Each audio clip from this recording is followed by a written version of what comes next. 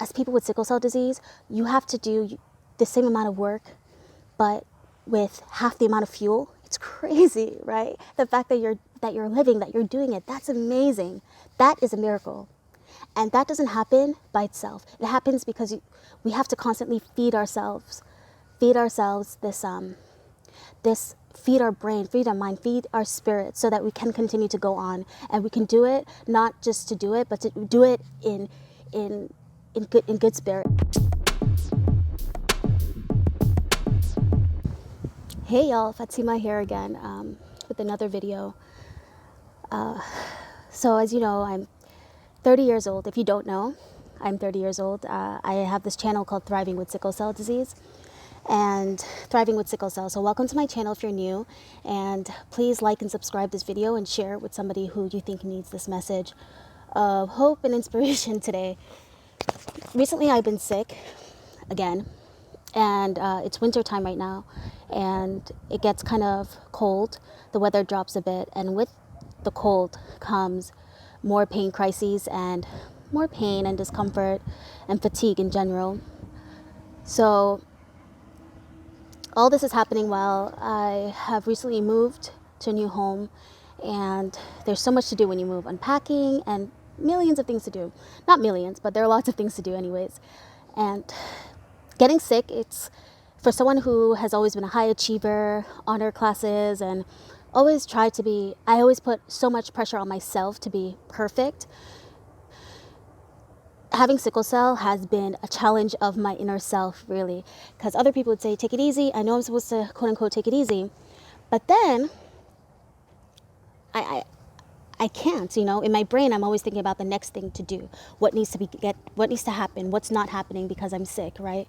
So I'm just here to remind myself first, and all of you who are struggling with chronic pain, with chronic fatigue, that you can do only what you can do, right?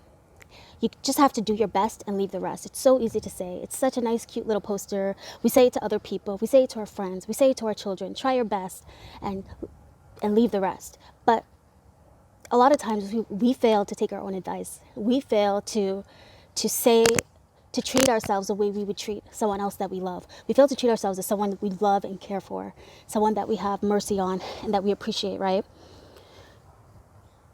As myself, I'm sure most of you are trying to be the best parents, the best person, the best worker, the best partner, husband or wife that you can be, right? But when sickle cell takes you down, meaning keeps you in bed for a couple of days longer than you wanted to, gets you to the hospital. Thankfully, I didn't have to be hospitalized this time. I was able to go to a day clinic and spend about 4 or 5 hours getting fluids and pain medications, and then took a nice long rest the following day, and that really helped my pain decrease along with staying hydrated. So thankfully, I'm so thankful I didn't have to be hospitalized this time. But even if I was, it's okay, One of the hardest things to do when you're in pain is to remember to stay positive. And when I say stay positive, it's not like a woo-woo Oprah type of thing. Oh, think positive thoughts, That's not what I mean. I mean stay positive because your survival depends on it, Your life depends on it. It might seem dramatic, but it's true, right? Because it's easy to feel pity, feel bad for yourself, oh, this sucks. Okay, this sucks. So I'm just going to eat junk food to make myself feel better. I'm going to just eat junk food because it doesn't matter. And then I eat junk food. Then I spend hours and hours watching TV or wasting time, or even if you can't necessarily, quote unquote, be productive, as in go to work or do housework or visit people or do whatever it is you have to do on a normal basis to be productive, you can clear your brain. You can read something. You can watch something that's going to benefit your mind and your soul and your spirit. Because what the devil wants to do when you're down, when you're in pain, is to bring you lower, right? And I'm Muslim, and I believe in God. And my dad is Muslim, my mom is Christian. So I've always been raised with an idea of God is everywhere and God is present in our lives, right? If you don't believe in God, even science shows that negative thinking and negative thoughts and self-loathing thoughts, it changes your psyche. It changes your outcome. It has an effect on your health. So for the sake of yourself, for your family, for the sake of recovery, for the sake of health, let us do a service to ourselves and be positive. And okay, great. Being in pain, it's not good. It sucks. It's okay. My friend Danny always says that give yourself 5 minutes to feel sad for yourself. And then at that point, you're just going to have to figure ways to fill your heart, to fill your soul. For me, even when I'm in excruciating pain, being outdoors, just sitting outside my backyard, that does wonders for me. Going for a little walk with my kids, even if it's 15 minutes, and even if I'm walking like an old 80-year-old lady, probably slower. But that fills my soul. Having the sun touch my face, smelling nature, that does something for me. Calling a friend, hugging my husband, cuddling with my husband. These things, it does something, it lifts my soul. Sitting and watching a movie, talking to my sister, calling my mom. What is it that does it for you? Is it painting? Are you artistic? Is it music? Is it prayer? What are the things that you can do to feed your soul when your body is weak, when your body is down? Because it's important. It's a matter of survival. We need to feed our brain, feed our mind, feed our spirit, so that we can go on the next day. Being in chronic pain, it weighs you down.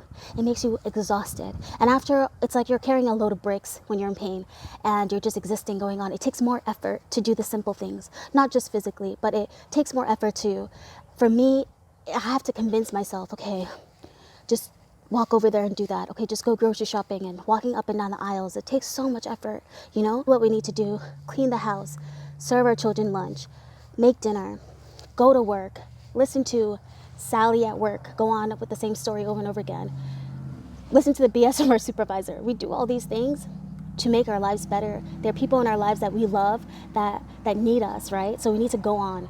I've met people who are really suffering, who are struggling. They may have sickle cell disease. I met this one particular woman, I remember. She was 25 years old and she had sickle cell disease. And she lived in a nursing home, in assisted living. She lived in assisted living. She was wheelchair bound and she was taking extraordinarily high doses of opioids. And I remember I was 19 at the time. I was shadowing, or 20, shadowing a doctor in Pittsburgh, a hematologist there. And she didn't know that I had sickle cell disease. I was his student mentee. He was mentoring me. So I just saw this lady and I looked at her charts and her history, and it was so depressing. More than what was written on the paper was her spirit. It's like her eyes were dead. Like, it scared me. And I always vowed to myself that I don't want to be that person. I don't know what she has gone through. I don't wish that on any human being. But it was the dead eyes that saddened me the most. It was so depressing. And I wish for you, for your family, for the person that you love who might be struggling with health. Yes, they're bad health. There are going to be days when you have a horrible, horrible day.